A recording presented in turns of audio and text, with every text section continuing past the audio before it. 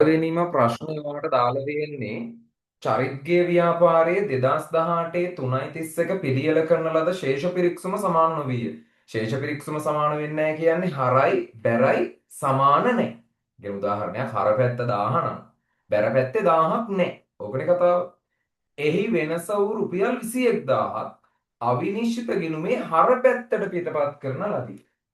ඒ කියන්නේ අපි අවිනිශ්චිත ගිණුමක් ගැහුවොත් එහෙම අවිනිශ්චිත ගිණුමේ හර පැත්තේ දැනට තියෙනවා ශේෂයක් 21000ක. ඕකොනේ කියන කතාව. ලියන අකුරු පැහැදිලිද නම් දන්නේ නැහැ. ඒකත් මට කියාගෙන යන්න ඕමම. හරිද? දැන් අපෙන් අහන්නේ ඔන්න ඔය වැරදි වලින් මොකක්ද වැරද්ද කියලා. මේ ප්‍රශ්න සෙට් එකෙන් අහන්න. අපි බැලුවොත් එහෙම රුපියල් 5000ක ගැනුම්මින් 900ක් මගහැරීම කියලා තියෙනවා. එක වැරද්දක්. ඊට පස්සේ දෙවනි වැරද්ද තියෙනවා විකුණුම් චැනල එකතු අඩුවෙන් ගණනය ගෙන ඇත. ආයෙ කියනවා ගෙව් විදුලි ගාස්තු 5000ක් විදුලි ගාස්තු ගිණුමේ පිටපත් කර නැත. ණය හිමියෙකුට ගෙවූ 15000ක් අදාළ වෙළඳ ගෙවිය යුතු දෑ ගිණුමේ පාලන ගිණුමට බැර කර ඇත. මං හිතන්නේ එක වැරද්දක්වත් සෙට් වෙන්නේ නැහැ වැඩේට. 5 12000ක ආපසු එවුම් එම ජර්නලයේ සටහන් කර ඇත්තේ 21000ක් ලෙසයි. ආපසු එවුම් ජර්නලයේ වැරද්දක් නම් ඒත් අවිනිශ්චිතයක් හටගන්න විදියක් නැහැ. අපි කියන ජර්නලයේ වැරදි වලට අවිනිශ්චිතයක් එන්නෙත් නැහැ. ඊට පස්සේ ණය හිමියෙකුට ගෙවූ 15000ක් වෙළඳ ගෙවිය යුතු දෑ පාලන ගිණුමට බැර කර ඇත. ඒත් 15000යි තියෙන්නේ. ණය හිමියන්ට ගෙවුවාම ණය හිමි හර වෙන්න ඕන. හැබැයි ණය හිමියයි දාලා තියෙන්නේ බැරට. පැත්ත මාරු වෙලා නම් ගාන ඩබල් වෙන්න ඕනේ. ගාන ඩබල් වෙන කතාව තියෙනවා. ඒතර ගාන ඩබල් වෙලා ණය හිමියට හර වෙනවා. අවිනිශ්චිතයට බැර වෙනවා. ඔන්න මම මතක් කරගෙන යනවා වැඩි. 30යි. අවිනිශ්චිතයට බැර වෙනවා 30යි. අර කතා ටිකනේ මතක් වෙන්න ඕනේ. පළවෙනි ප්‍රශ්නේ ඇතුලේ තියෙන හැම කතා ටික මතක් කරගන්න ඕන නිසා. කතා ටිකේ පළවෙනි කතාව තමයි ජර්නලයේ වැරදි නම් ගිණුම් දෙකම වැරදි. ගිණුම් දෙකම වැරදි කියන්නේ අවිනිශ්චිතයක් එන්නේ නැහැ. මම හිතන එක පැහැදිලි. පස්වෙනි කතාවේ තියෙන එක පස්වෙනි වැරද්ද. හතරවෙනි වැරද්ද ගත්තොත් එහෙම ණය හිමියෙකුට ගෙවූ රුපියල් 15000ක් අදාළ වෙළඳ ගෙවිය යුතු දෑ ගිණුමේ බැරනේ පැත්ත මාරු වෙලා. එක ගිණුමක් වැරදි නම් කොහොමත් අවිනිශ්චිතයක් හට ගන්නවා. උතර මතක තියාගන්න. ජර්නලයක් වැරදි නම් අවිනිශ්චිතයක් එන්නේ නැහැ. මොකද ගිණුම් දෙකම වැරදි නිසා. ඊළඟට දැන් කියන්නේ එක ගිණුමක් වැරදි. ඔව් එක ගිණුමක් වැරදි නම් අවිනිශ්චිතයක් එනවා. ඒකත් හරි. හැබැයි පැත්ත මාරු වෙනවා කියන්නේ අපි දන්න දේ එකම ගාන පැත්ත මාරුනොත් ගාන ඩබල් වෙනවා. ඕක ඔළුවේ තියාගන්න. එකම අගය එකම වටිනාකම එකම ගිණුමේ පැත්ත මාරුනොත් ගාන ඩබල්. එහෙමනේ අපි මේ 30ක් කියලා ගත්තේ. 15 30ක් වුණා. පැහැදිලි? තුන්වෙනි එකේ කියනවා ගෙවූ විදුලි ගාස්තු රුපියල් 5000ක් විදුලි ගාස්තු ගිණුමට පිටපත් කර නැත. ඒත් එක ගිණුමයිනේ වැරදි. එක ගිණුමක් වැරදි නම් අවිනිශ්චිතය හටගන්නවා. එහෙනම් ඕකේ කතාව ගෙවූ විදුලි ගාස්තු රුපියල් 5000 ගිණුමට පිටපත් කළා නැත්නම් විදුලි ගාස්තු කියන්නේ වියදමක්. වියදමක් දාන්නේ හරට. වියදම් දාන්නේ හරටනේ. ඒතර විදුලි ගාස්තු හර වෙනවා. කාටද බැර වෙන්නේ? අවිනිශ්චිතේ බැර වෙනවා. අවිනිශ්චිතේ බැර. හරිනේ. එතකොට දැනට කතා දෙකක් ඔළුවේ වැඩ කරන්න ඕන. දෙකක් නෙමෙයි හරියට බැලුවොත් තුනක්. ජර්නලයක් වැරදි නම් අවිනිශ්චිතයක් එන්නේ නැහැ. හරිනේ. මොකද ජර්නලයක් වැරදි කියන්නේ ගිණුම් දෙකම වැරදි. ගිණුම් දෙකම වැරදි කියන්නේ වැරද්ද නිසා දෙපැත්තම සමානයි. වැරද්දෙන් වුණත් දෙපැත්ත සමානයි. එතකොට ඒකේ ගැටලුවක් නැහැ. ඊළඟට අපි කතා කළේ එක ගිණුමක් වැරදි නම් කොහොමත් අවිනිශ්චිතයක් එනවා. හැබැයි ඒ ගිණුමෙම පැත්ත මාරු වෙලා තියෙනවා නම් එකම වටිනාකම එකම අගය වෙන්න ඕන පැත්ත මාරු කරලා තියෙන උදාහරණයක් 4 කියන 15000මයි පැත්ත මාරු කරලා තියෙන්නේ. එතකොට මොකද වෙන්නේ? පැත්ත මාරු වෙලා තියෙන එකම අගයක් නම් ගාන ඩබල් කළා 15000 30000ක් උනේ එහෙම. හරි. ඊළඟට තුන්වෙනි වැරද්දේදී අපි කතා කළේ එකම ගිණුමක දාලා නැහැ. එක ගිණුමක දාලා නැහැ. එක ගිණුමක් වැරදි නම් ඔව් අවිනිශ්චිතයක් හට ගන්නවා. වැඩේ පැහැදිලිනේ. එක ගිණුමක් වැරදි නම් අවිනිශ්චිතයක් හට ගන්නවා. ඒක නිසා තමයි ඒ ගිණුමේ හරි පැත්තේ දාලා අනිත් එක අවිනිශ්චිතයට දැම්මේ. මේක හරියට ලිව්වොත් ලියන්න ඕන මෙතන විදුලි ගාස්තු. හරි. දෙවනි එක. විකුණුම් ජර්නල එකතුව 10000ක් අඩුයි. ඔන්න ඊළඟ එක ඔලුවට යන්න ඕන. ජර්නලයක එකතුව වැරදි නම් ඒත් ගිණුම් දෙකම වැරදි. ජර්නලේනේ කොහේ හරි වැරද්ද. ජර්නලේ ඇතුලේ දැම්මත් ජර්නලේ වැරදි. ජර්නලේ එකතු කළත් ජර්නලේ වැරදි. කොහොම හරි ජර්නලයක් ඇතුලේ වැරද්දක් නම් ගිණුම් දෙකම වැරදි. අවිනිශ්චිතයක් හටගන්නේ නැහැ. පැහැදිලිද? ඊළඟට පළවෙනි වැරද්ද ගැනුම් ඉන්වොයිසයක් සම්පූර්ණයෙන් මගහැරීම. ගැනුම් ඉන්වොයිසයක් කියලා කියන්නේ ණයට ගැනුම්. ණයට ගැනුම් සම්පූර්ණයෙන් මගහැරනු කියන්නේ ගිණුම් දෙකමනේ. ඉතින් ගිණුම් දෙකම නැත්තම් අපි නිවැරදි කරද්දි ගිණුම් දෙකටම දානවා. ගිණුම් දෙකටම දැම්ම කියලා කියන්නේ අවිනිශ්චිතයක් එන්නේ නැහැ. පැහැදිලිද කතා ටික? එතකොට ඔතන මොකක්ද අපි කතා කරගෙන ගියේ? ගිණුම් දෙකම වැරදි නම් අවිනිශ්චිතයක් එන්නේ නැහැ. ගනුදෙනුවක් සම්පූර්ණයෙන් මගහැරිලා නම් අවිනිශ්චිතයක් එන්නේ නැහැ. හරිනේ? එක ගිණුමක් විතරක් වැරදි නම් ඔව් අවිනිශ්චිතයක් එනවා. එකම ගිණුමක පැත්ත මාරු වෙලා තියෙන්නේ එක මගයක් නම් ගාන ඩබල් වෙනවා. ජර්නලයක් වැරදි නම් අවිනිශ්චිතයක් එන්නේ නැහැ. පැහැදිලිද? වැඩේ ඕකේද? සෙට් එකම කියන් යන්න වැඩේ ඕකේද කියලා එතන තියෙන වැඩේ. අවුරුත් කියාගෙන යන්න. ඒ කියපු කතා ටික පැහැදිලිද කියලා? WhatsApp එකේ මැසේජ් එකක් දැම්මත් අවුලක් නැහැ. බැංකුවට ගෙවිය යුතු ලක්ෂයක ණය මුදල රෝස්ටේලර්ගේ පෞද්ගලික මුදලින් ගෙවා ඇත. ඔතන කියන කතාව ඔයාට ක්ලියර් අයිඩියා එකක් ආවොත් එහෙම රෝස්ටේලර් කියන්නේ අයිතිකාරයා. මෙන්ඩිස් කියලා කියන්නේ එළියේ ඉන්න කෙනෙක්. එයාට ණයයි. රෝස්ටේලර් එළියට ණයයි. ව්‍යාපාරේ ණයයි එළියට. ඒ ව්‍යාපාරයේ ණය ටික ගෙවන්නේ රෝස්ටේලර්ගේ පෞද්ගලික මුදලින්. අපි දන්න දේ තමයි පෞද්ගලික මුදලින් ගෙව්වහම වගකීම අඩු වෙනවා. ඒක අතිරේක ප්‍රාග්ධනයක්සේ සලකනවා. එහෙමනේ කතාව. එතකොට ඔය ගනුදෙනුවේ වෙන්න ඕන දේ තමයි වගකීම අඩු වෙලා හිමිකම වැඩි වෙන්න ඕන. හැබැයි මෙන්න මෙහෙම කතාවක් කියනවා. ඒ සම්බන්ධව රෝස්ටේලගේ බිරිඳ පවසන්නේ එමගින් වගකීම් අඩු වුවත් ස්කන්ධයට බලපෑමක් නොවි වත්කම් අඩු විය යුතු බවයි. වෙන්න බෑනේ. වගකීම් අඩු වෙන එක හරියි. ස්කන්ධයට බලපාන්නේ නැතුව වත්කම් අඩු වෙනවලු. වත්කම් අඩු වෙන්නේ නැහැ. හේතුව ව්‍යාපාරයේ සල්ලි නෙමෙයි ගෙවන්නේ. ගෙවන්නේ අයිතිකාරයා පෞද්ගලික මුදල්. ඒතර පෞද්ගලික මුදල් ගෙවුවහම ව්‍යාපාරයේ වත්කමට බලපෑමක් නැහැ. ඊට පස්සේ කියනවා බිරිඳගේ මතයට රෝස්ටේල එකඟ නොවේ. එසේ නොවේ නම් නිවැරදි කිනුම් පිළිවෙත වන්නේ. හරිම එක අතන වැරදි කතාවක් නේ කියන්නේ. වැරදි නිවැරදි කිරීම වලනේ අපි ඉන්නේ. වැරදි කතාවක් කියන්නේ හරිම එක මොකද්ද? හරිම එක තමයි වගකීම් අඩුවීම ප්‍රාග්ධනය වැඩිවීම. උත්තරේ 5. මං හිතනවා පැහැදිලි කතාව. රයිට්. අපි යනවා ඉස්සරහට. ඊළඟ ප්‍රශ්නේ. ඊළඟ ප්‍රශ්නේදී කියනවා මෙන්න මෙහෙම. රුවන් හා සඳුන් විසින් පවත්වාගෙන යන හවුල් ව්‍යාපාරයේ 18/3/31 අවසන් වර්ෂය සඳහා ශුද්ධ ලාභය ලක්ෂ 2කි. තොර දැනට හවුල් ව්‍යාපාරයේ ලාභය තියෙනවා කීයකද? ලක්ෂ 2ක. ලාභයක් තියෙනවා 200ක. දැනට 200ක ලාභයක් තියෙනවා.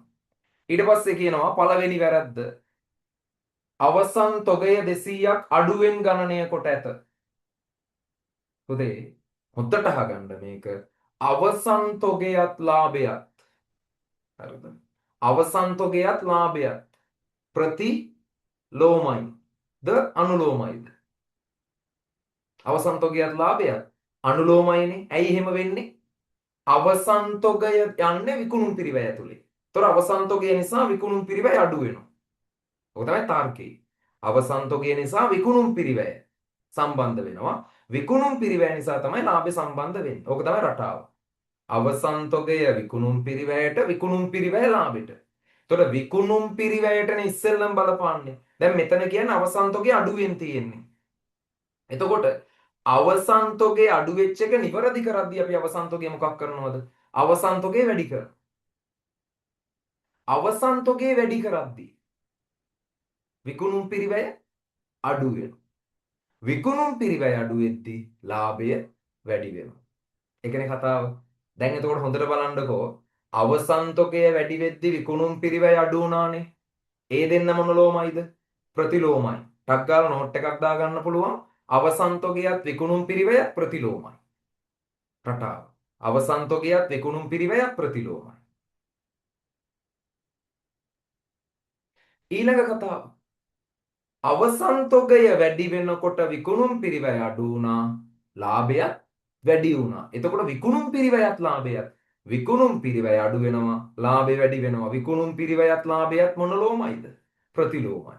විකුණුම් පිරිවැයත් ලාභයත් ප්‍රතිලෝමයි. ඊළඟ සම්බන්ධය. විකුණුම් පිරිවැයත් ලාභයත් ප්‍රතිලෝමයි. විකුණුම් පිරිවැයත් ලාභයත් ප්‍රතිලෝමයි.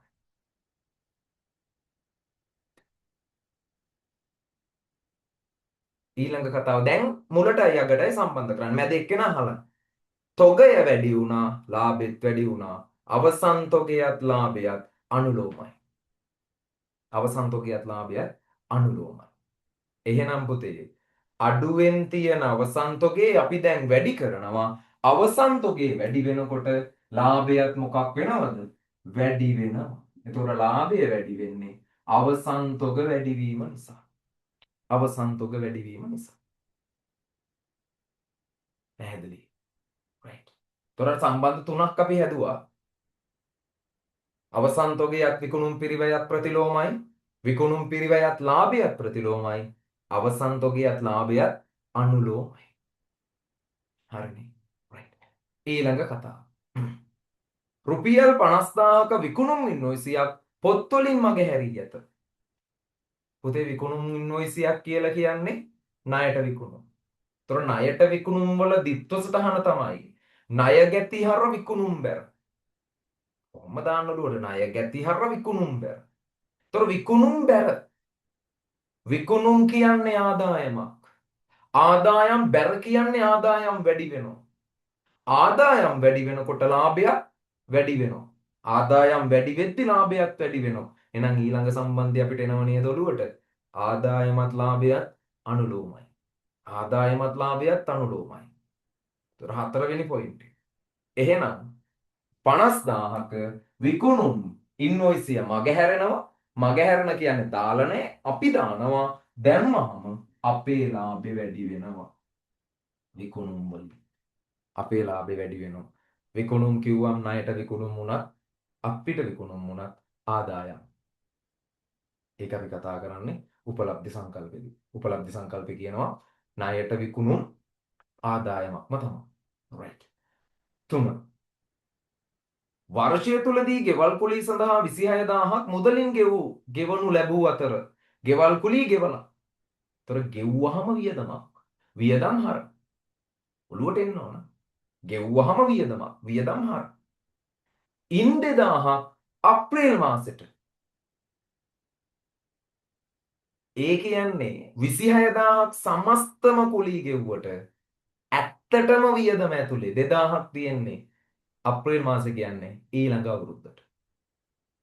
එතකොට වියදම ඇතුලේ තියෙන 26000න් 2000ක් වැඩිනේ. මේ සම්බන්ධයෙන් පොත්වල කිසිවක් සටහන් කර නැත. ඔතන මේ සම්බන්ධයෙන් කිසිවක් නැහැ කියලා කියන්නේ 2000 ගැන. හරිද? ඒතර 2000 පොත්වල දාලා නැහැ. ඒ කියන්නේ සරලව කිව්වොත් එහෙම 26000ක් වියදමක් විදියට ගෙවලා පොත්වල තියෙනවා. හරිද? අපිට එහෙම ගන්න පුළුවන් මේ සම්බන්ධයෙන් පොත්වල සටහන් කර නැත. හරි නේ. අපි ගමුකෝ මුළු ගනුදෙනුම නැහැ කියලා. right. ඒතර 26000ක් ගෙව්වට 2000ක් වියදමට දාලා නැත්තම් වියදමට දාලා 24යි කියලා ගමුකෝ. ඒක පොත්වල දාලා නැහැ. ඒතර 24ක් පොත්වල දාලා නැත්තම් වියදම දාන පොත්වල. ඒතර වියදම් දැම්මම වියදම් වැඩි වෙනවා. වියදම් වැඩි වෙනකොට ලාභය අඩු වෙනවා. වියදම් වැඩි වෙනකොට ලාභය අඩු වෙනවා. එහෙනම් වියදමත් ලාභයත් මොනලෝමයිද? ප්‍රතිලෝමයි. පස්වෙනි පොයින්ට් එක වෙන්න ඕනනේ. වියදමත් ලාභයත් ප්‍රතිලෝමයි. එහෙනම් පුතේ වියදම් වැඩි වෙනවා ලාභය අඩු වෙනවා. 26 කි. කුලී. right. ඔන්න ගන්න. දැන් එතකොට ඔන්න අපි ලාභේ නිවැරදි කරගෙන යනවා. එතකොට ලාභේ නිවැරදි කරද්දී 26ක් අඩු වෙන්න තියෙනවා. එතකොට උත්තරේ මං හිතන්නේ 244ක නිවැරදි ලාභයක් එයි. නිවැරදි ලාභය 244ක් එයි. නිවැරදි ලාභය 244. හරිද? එතකොට හොඳට බලන්න 20 ඉඳලා 44ට. ඔව් සෝරි 26ක් නෙමෙයි නේද? මෙතන 24යි අඩු වෙන්න ඕනනේ. 24යි. එතකොට 46ක් වෙනවනේ. 46ක්. එතකොට 200 ඉඳන් 246ට ලාභේ 46කින් වැඩි වෙනවා වැරදි නිවැරදි කරන නිසා. ලාභේ 46කින් වැඩි වෙනවා. ඒතර ලාභේ 46කින් වැඩි වේ. උත්තරේ තියෙන උත්තරේ 5යි. ලාභේ 46කින් වැඩි වේ. උත්තරේ තියෙන්නේ 5යි. අපි දන්නේ ඊළඟ පොයින්ට් එක ගන්න පුළුවන්. ලාභය ගෙනහිල්ල කොහෙටද දාන්නේ? හිමිකමට. ලාභය නිසා හිමිකම වැඩි වෙනවා. එහෙනම් ලාභයත් හිමිකමත් අනුලෝමයි. ඇයි? ලාභය වැඩි වෙද්දී හිමිකමත් වැඩි වෙනවා. එහෙනම් ලාභයත් හිමිකමත් අනුලෝමයි. අන්න එහෙනම් හිමිකමත් 46කින් වැඩි වෙනවා. උත්තරේ තියෙන්නේ උත්තරේ 5යි. පැහැදිලි ඇති. ගැටලු ඇතොත් විමසන්න.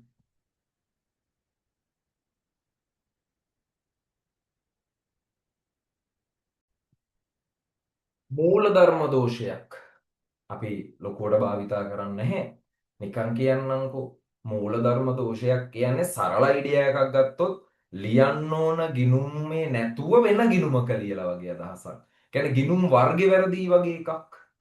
ගිණුම් වර්ගේ වැරදි. ඒ කියන්නේ ලෙජර් ගිණුම් වර්ගේ නැත්නම් මූලධර්මේ නේ මූලධර්මේ වැරදි. එහෙම නැත්නම් කිව්වොත් එහෙම මූලික කාංගේ වැරදි. අපි මූලිකාංග පහයිනේ වත්කම් වක්කීම් හිමිකම් ආදායම් වියදම්.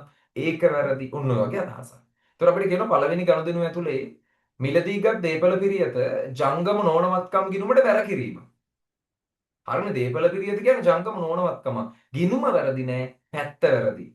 රයිට්. ඒක මූලධර්මයක් වෙන්න බෑ. ඒතර මූලධර්ම දෝෂයක් නැහැනේ. ඒක ගිණුමේ දෝෂයක් තියෙන. ගිණුමේ පැත්ත මාරු. දෙවැනි එක කියනවා මිලදීගත් දේපල පිරියත හා පිරියත ගැනුම් ගිණුමට හර කිරීම. පුතේ දේපල පිරියත කියන්නේ වත්කමක්. ගැනුම් කියන්නේ වියදමක්. අන්න බලපන්. වත්කමට යන්න ඕන එක වියදමට දාලා. ඉතින් වත්කම් වියදම් කියන්නේ ගිණුම් වර්ග දෙකක් නේ. ගිණුම් වර්ග දෙකක්. ලියන්න ඕන වර්ගෙ නෙමෙයි වෙන වර්ගයක ලියනවා. එහෙනම් මූලධර්මයේ වැරදි. ඔව් උත්තරේ දෙක. මූලධර්ම දෝෂය. දැන් ඕකට අපිට සාමාන්‍ය ප්‍රැක්ටිකලි මෙච්චර කාලයක් අපි ලියපු පේපර්ස් වල ඊට පස්සේ ගත්තොත් අපේ ටියුට් වල අපේ තිබ්බේ මොකද්ද? අලුත් වැඩියා වියදමක් වත්කම් ගිණුමට දාලා ගොඩනැගිලි අලුත් වැඩියා වියදම ගොඩනැගිලි වත්කම් ගිණුමේ දාලා. අන්න ඒ වගේ ගනුදෙනුවක් තමයි ආවේ. ඒක තමයි මූලධර්ම දෝෂ කියලා කියන්නේ. පැහැදිලි ඇතිනේ. ඒතොර එතන තමයි වැරද්ද තියෙන්නේ. එහෙනම් උත්තරේ 2. right. හරි. දැන් වෙලාව දෙන්න හදපු නැති කෙනෙක් ඉන්නවා නම් පස්වෙනි ප්‍රශ්නේ චූටි වෙලාවක් අරගෙන ප්‍රශ්නේ හදන්න පස්වෙනි එක මම ඔහොම තියාගන්නම් ස්ක්‍රීන් එක. ඔයා හදන්න පස්වෙනි ප්‍රශ්නේ. right. මෙහෙම කියන පස්වෙනි ප්‍රශ්නේ. ශේෂ පිරික්සුම අසමාන වූ විටදී එම වෙනස අවිනිශ්චිත දිනවලට මාරු කරන ලදී. කොහොමත් අපි කරන්නේ හරට බැර අසමාන නම් අවිනිශ්චිතට මාරු කරන එකනේ. එතන ප්‍රශ්නයක් නැහැ. පසුව පහත වැරදි හඳුනා ගන්නා ලදී. නම් වැරදි තියෙනවා. නම් වැරදි ටික අපි මොකක් කරන්න ඕනද? නිවැරදි කරන එකනේ කරන්නේ. මෙන්න අවිනිශ්චිත ගිණුම. වැරදි නිවැරදි කරන්න යන්නේ. ගෑස් සඳහා වූ 420ක මේ අවුරුදු ගානකට කලින් හොඳේ. අවුරුදු 10කට විතර කලින් මෙහෙම හිතමු. ගෑස් සඳහා වූ රුපියල් 420ක බිල්පතක් ගෑස් ගිණුමේ 240ක් ලෙස සටහන් කර ඇත. එතකොට මොකද්ද වෙන්නේ? ගෑස් කියන්නේ වියදමක්නේ. ඒතොර වියදමක් ලියන්න ඕන කොයි පැත්තේද? හර. එහෙනම් උත්තරේ හරට. හරට හරිනම් කීයක් ලියන්න ඕනද? 420ක්. හර පැත්තේ 420ක් ලියන්න ඕන. හැබැයි ලියලා තියෙන්නේ කීයද? 240යි. එතකොට 420ක් වෙනුවෙන් ලියලා තියෙන 240 නම් අඩුයිනේ. එතකොට මගේ ක්‍රමයට මං කියන්නේ අඩු නම් ඒ පැත්තට කියලානේ. අඩු නම් ඒ පැත්තට. එතකොට 420 ලියන්න ඕන හරට. හැබැයි ලියලා තියෙන 240යි. ඒ කියන්නේ 180ක් අඩුයි. අඩු හර පැත්තේ. එතකොට එහෙනම් ගෑස් අඩුයි නම් හර පැත්ත නම් අඩු පැත්තෙම ලිව්වා. එහෙනම් 180ක් හරට ලිව්වා. ගෑස් වල. ගෑස් හර කියලා කියන්නේ අවිනිශ්චිතයට මොකක් වෙනවද? බැර වෙනවා. මොකද එක ගිණුමක් වැරදි නම් අනිත් ගිණුම අවිනිශ්චිත. එහෙනම් අවිනිශ්චිතයට බැර වෙනවා 180ක් ගෑස්. චුට්ටක් යටින් ලියන්නම් මම. ගෑස් 180. right. ඊළඟට ගනුදෙනු කරුවෙකුට දුන් වට්ටමක්. ටක් ගාලා ඔළුවේ ඉන්න ඕන. දුන් වට්ටම් කියන්නේ වියදමක්. වියදමක් ලියන්නේ හර පැත්තේ. වියදම් ලියන්නේ හර පැත්තේ. ඒතර හරට එන්න ඕන 50. දුන් වට්ටම් හර 50යි. හැබැයි අපිට කියනවා ලද වට්ටම් ගිණුමේ බැරට සටහන් කර ඇත. ලද වට්ටම් බැරට දාලා. එතකොට හොඳට බලන්නකෝ දුන් වට්ටමට හර වෙන්න ඕන එක හර කරලත් නැහැ. ඒක ලද වට්ටමට බැර කරලා. එක වැරද්දක් නෙමේ වැරදි දෙකක්. අපි පරිස්සමට වැරදි දෙකම නිවැරදි කරනවා. මොන වැරදි දෙක